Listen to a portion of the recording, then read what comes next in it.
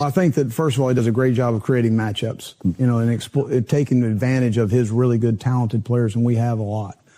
So I think that's number one. He grew up, again, with, Pete Carroll and Nick Saban. Mm-hmm. So he's done a great job of listening what gives issues to the defense. And he knows those things. And he sits down and he presents a lot of issues schematically for you to get ready for in a game, which I've done before.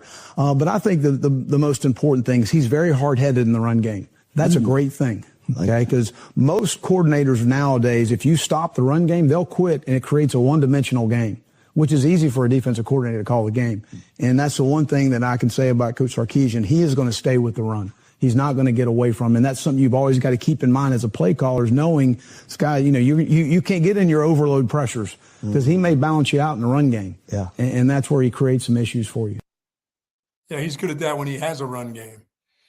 Yeah, it's interesting. You got to remember, Will Muschamp is talking about his boss there. So, of course, he's going to say nice things, hype him up. Obviously, Steve Sarkisian hired him to do a big-time job, and he's getting paid a lot of money because of that hiring. So, yeah, Will Muschamp's going to be nice about his coach. But there were some moments last year where I thought Steve Sarkisian abandoned the run game. And not just last year. I think generally speaking, he's better at sticking with it than a lot of coaches around the country. Sure.